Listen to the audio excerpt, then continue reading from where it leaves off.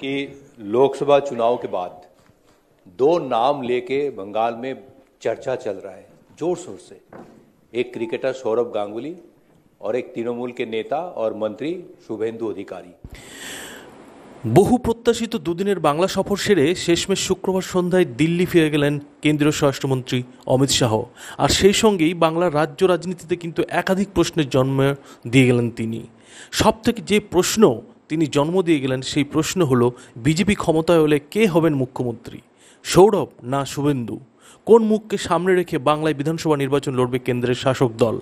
শুক্রবার যখন তিনি সাংবাদিক বৈঠক করছেন, কেন্দ্রীয় স্বরাষ্ট্রমন্ত্রী অমিত শাহ তাকে প্রশ্ন করা হয়েছিল, তার কিন্তু স্পষ্ট জবাব মেলেনি, বরং রহস্য জিইয়ে রেখেছেন অমিত শাহ।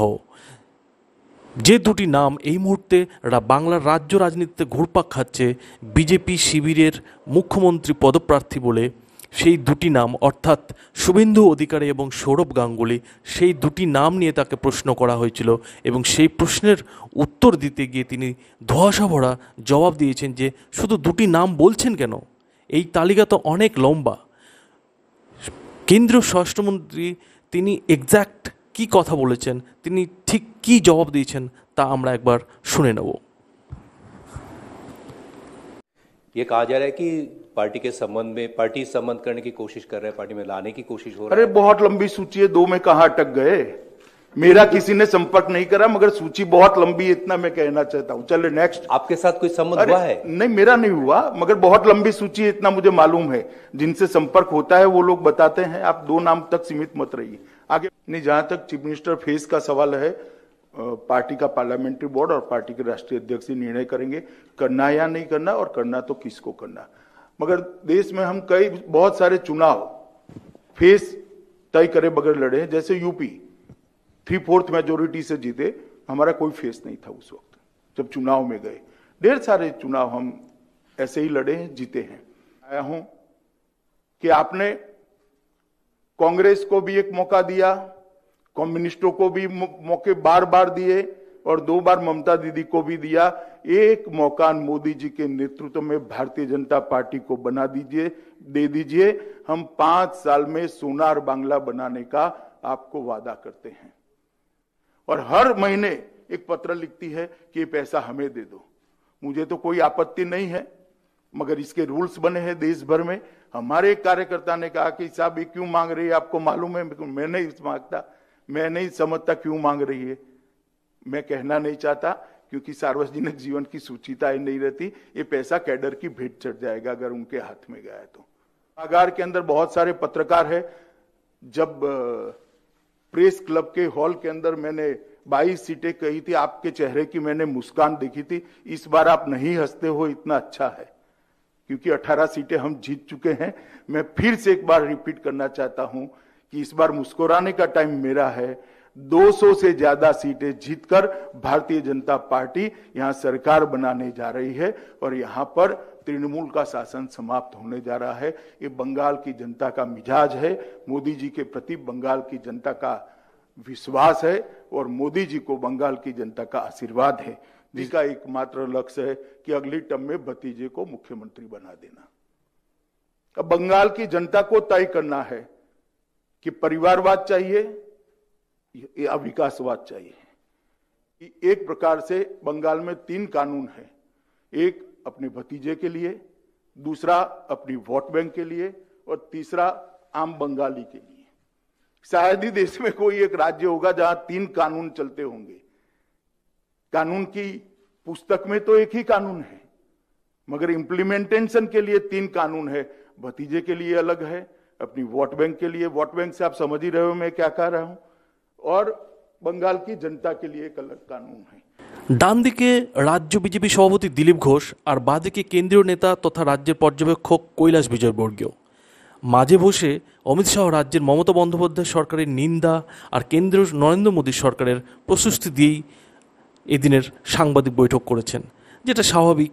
এবং এর আগেও তিনি রাজ্য সরকারের নামে নানা গালমন্দ করেছেন। তবে শুক্রবার সন্ধ্যায় সল্টলেকের পূর্বাঞ্চলীয় সংস্কৃতি কেন্দ্রে সকলেরই যেটা আগ্রহ ছিল, যে প্রশ্নটা যে আগামী 21-এর নির্বাচনে বিজেপির মুখ্যমন্ত্রী পদপ্রার্থী কে, সেই প্রশ্নের উত্তর যখন অমিত শাহর কাছে চাওয়া হলো, তখন কিন্তু দেখা গেল যে তিনি স্পষ্ট করে সৌরভ গঙ্গোপাধ্যায় কিংবা পরিবহন মন্ত্রী শুভেন্দু অধিকারীর নাম তো নিলেনই না, তার সঙ্গে আরও ধোঁয়াশা জুড়ে দিয়ে বললেন যে এই তালিকা কিন্তু বহু লম্বা এবং এ নিয়ে এখনও পর্যন্ত তেমনভাবে কারো কোনো কথা হয়নি।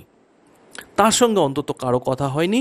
তবে তিনি এটাও স্বীকার করলেন যে তৃণমূল থেকে কিংবা বিভিন্ন বিশিষ্ট ব্যক্তিরা যারা এই মুহূর্তে বিজেপিতে আসার জন্য যোগাযোগ করে চলেছেন, তারা রাজ্য বিজেপির যার সঙ্গে যোগাযোগ করা দরকার, যে নেতার সঙ্গে যোগাযোগ করা দরকার, তার সঙ্গে কিন্তু লাগাতার যোগাযোগ রেখে চলেছেন। বন্ধুরা, আমরা এর আগের ভিডিওতেই দাবি করেছিলাম যে অমিত শাহ আসার সময় কিন্তু কোনো বিজেপি নেতা, বিশেষ করে শুভেন্দু অধিকারী কিংবা সৌরভ গাঙ্গুলির মতো ব্যক্তিত্বের বিজেপিতে যোগ দেওয়ার কোনো সম্ভাবনা নেই। অথচ বিভিন্ন মিডিয়াতে কিন্তু বারবার দাবি করা হয়েছিল যে শুভেন্দু অধিকারী যে ধরনের কথা বলছেন, খুব শীঘ্রই অমিত শাহ এলেই কিংবা অমিত শাহ আসার আগেই তিনি বিজেপিতে নাম লেখাবেন। আজ কিন্তু সেই মিডিয়ার দাবি মিথ্যা প্রমাণিত হয়েছে এবং আমরা যে কথাটা আপনাদের বলেছিলাম, বিশ্লেষণের মাধ্যমে যে কথাটা তুলে ধরার চেষ্টা করেছিলাম, যে এই মুহূর্তে কিন্তু শুভেন্দু অধিকারী কিংবা সৌরভ গাঙ্গুলির বিজেপিতে যাওয়াটা চূড়ান্ত নয়। এবং বিশেষ করে শুভেন্দুর কথা বলতে গিয়ে আমরা যেটা বলেছিলাম যে শুভেন্দুর মতো নেতা, শুভেন্দুর স্তরের মতো নেতা, যে উচ্চতায় তিনি শুভেন্দু অধিকারী রয়েছেন, সেই স্তরের নেতা চট করে দল বদলের সিদ্ধান্ত নিতে পারেন না। এবং সেটাই হয়েছে। দিনের শেষে অমিত শাহ কিন্তু স্বীকার করে নিয়েছেন যে শুভেন্দু অধিকারীর কিংবা সৌরভ গাঙ্গুলির মতো ব্যক্তিদের বিজেপিতে আসা নিয়ে কিন্তু তার সঙ্গে এখনও কিন্তু সরাসরি কোনো যোগাযোগ হয়নি। সেই আলোচনা কিন্তু এখনও নিচু স্তরেই চলছে এবং সেটা এখনও চূড়ান্ত নয়। এবং শুধু শুভেন্দু অধিকারী নয় কিংবা সৌরভ গাঙ্গুলি নয়, তার সঙ্গে আরও বহু নেতাই কিন্তু বিজেপিতে আসার একটা সম্ভাবনা রয়েছে। কিন্তু এখানে যেটা প্রশ্ন সেটা হচ্ছে যে শুভেন্দু অধিকারী এলে সত্যিই কি রাজ্য বিজেপির মুখ্যমন্ত্রী পদপ্রার্থী হিসেবে 21-এর ভোটে প্রার্থী হতে পারবেন? এটা কি সম্ভব? এই শুভেন্দু যদি এই দাবি করেও থাকেন, তাহলে কি সেটা রাজ্য বিজেপির নেতারা, বিশেষ করে মুকুল রায় কিংবা দিলীপ ঘোষের মতো নেতারা, সেটা কি মেনে নেবেন? আমাদের রাজনৈতিক বিশ্লেষণ অন্তত এতটুকু বলছে যে এই ধরনের দাবি শুভেন্দুর পক্ষেও যেমন হাস্যকর, ঠিক তেমনি শুভেন্দু যদি সেই দাবি করেও থাকেন বিজেপিতে আসার জন্য, সেটা কিন্তু রাজ্য বিজেপি নেতাদের পক্ষে, বিশেষ করে দিলীপ ঘোষ এবং মুকুল রায়ের মতো নেতার পক্ষে মেনে নেওয়া খুবই কঠিন। তাহলে এই বিশ্লেষণের ফলে আমরা যেটা দেখতে পাচ্ছি সেটা হচ্ছে শুভেন্দু বিজেপিতে আসা কিন্তু আরও বেশি কঠিন হয়ে গেল। এই যে মুখ্যমন্ত্রী পদপ্রার্থী হিসেবে তাকে তুলে ধরা এবং সৌরভ গাঙ্গুলির সঙ্গে একজন প্রতিদ্বন্দ্বী হিসেবে দাঁড় করিয়ে দেওয়া, আমরা এর আগেই নানা জায়গা থেকে একটা গুজব শুনেছি যে সৌরভ গাঙ্গুলিও কিন্তু বিজেপির মুখ্যমন্ত্রী পদপ্রার্থী হতে পারে আগামী 21-এর নির্বাচনে। সেক্ষেত্রে সৌরভ নাকি শুভেন্দু, সেই প্রশ্ন রেখে যখন আমরা দেখছি কেন্দ্রীয় স্বরাষ্ট্রমন্ত্রীকে প্রশ্ন করা হচ্ছে, অমিত শাহকে প্রশ্ন করা হচ্ছে, তিনি কিন্তু হেসে সেই জবাব উড়িয়ে দিয়েছেন। এবং তার হাসি এবং তার কথাবার্তা থেকেই স্পষ্ট যে এ ব্যাপারে কোনো চূড়ান্ত সিদ্ধান্ত হয়নি। এবং তিনি আরেকটি খুব গুরুত্বপূর্ণ কথা বলেছেন, যে মুখ্যমন্ত্রীর মুখকে সামনে রেখেই যে বিজেপি 21-এর ভোটে বাংলায় নির্বাচন লড়তে চলেছে, ভোট লড়তে চলেছে, তা কিন্তু নির্দিষ্ট নয়। তিনি কিন্তু উত্তরপ্রদেশের উদাহরণ দিয়ে বলেছেন সেখানে কিন্তু কোনো মুখ্যমন্ত্রী পদের প্রার্থীকে মুখ করে নির্বাচন লড়া হয়নি এবং সেখানে কিন্তু সুইপ আউট করেছিল এর আগে সরকার, অর্থাৎ অখিলেশ যাদবের সরকারকে কিন্তু বিজেপি পুরো ঝেঁটিয়ে বিদায় করে সেখানে ক্ষমতা দখল করেছিল এবং ক্ষমতা দখল করার পর, জয়ী হওয়ার পর মুখ্যমন্ত্রী পদের প্রার্থী হিসেবে যোগী আদিত্যনাথের নাম ঘোষণা করা হয়েছিল। ঠিক একই জিনিস, সেই একই জিনিস যে বাংলার ক্ষেত্রে হবে না তারও কিন্তু নিশ্চয়তা এদিন অমিত শাহ দেননি। আরেকটি বড় প্রশ্ন, আমরা অমিত শাহর এই বাংলা সফরের আগে যেটা আমাদের মিডিয়ার মধ্যে প্রচণ্ডভাবে গুজব এবং একটা গসিপের পর্যায়ে পৌঁছে গেল, সেই প্রশ্ন হলো যে বাংলায় কি 356 ধারা অর্থাৎ রাষ্ট্রপতি শাসনের মাধ্যমে কি বাংলায় নির্বাচন হতে চলেছে? এই প্রশ্ন নিয়ে কিন্তু একাধিক মিডিয়ার তরফ থেকে আমরা যেটা দেখতে পেয়েছিলাম যে প্রায় প্রত্যেকটি খবরের কাগজ এবং প্রত্যেকটি ইউটিউব চ্যানেল একটা জিনিস প্রায় প্রতিষ্ঠিতই করে ফেলেছিল যে বাংলার নির্বাচন ৩৫৬ ধারার মাধ্যমেই হতে চলেছে, ৩৫৬ ধারার আওতার মাধ্যমেই হতে চলেছে। সেটাও কিন্তু আজকে অমিত শাহ পরিষ্কার করে দিয়েছেন। কেন্দ্রীয় স্বরাষ্ট্রমন্ত্রী হিসেবে তিনি স্পষ্ট ভাষায় জানিয়ে দিয়েছেন যে এই ধরনের কোনো সিদ্ধান্ত নিতে গেলে সেটা রাজ্যপালকে অবশ্যই সুপারিশ করতে হয়। হয়তো আমাদের রাজ্যপাল জগদীপ ধনকর সেটা সুপারিশও করেছেন, কিন্তু সেটা নেবেন কি নেবে না সেটা একমাত্র কেন্দ্রীয় সরকার সিদ্ধান্ত নিতে পারে। সেটা রাষ্ট্রপতির বিবেচনার রাষ্ট্রপতি অনুমতি প্রদানের মাধ্যমে।